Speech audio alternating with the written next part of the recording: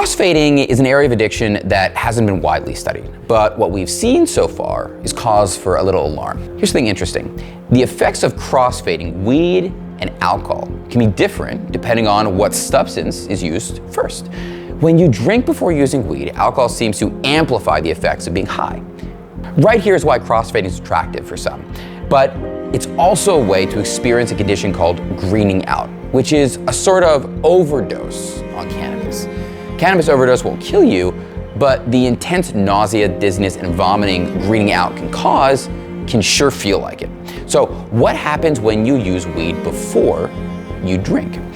Really, there haven't been many studies on this combination, but research seems to indicate that THC appears to slow down the rise of blood alcohol levels, which can make you feel like you're not as drunk to drive, or that you're good to drink more alcohol, which can potentially lead to alcohol poisoning. A study published in 2017 found that people who consume alcohol and weed together tend to use more of both, which is a major risk factor for addiction.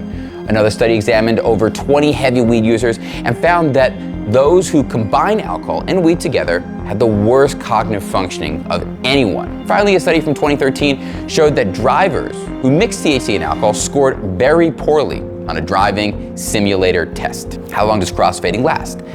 I wish I had a clearer answer, but when you mix two substances together, there's a lot of factors at play.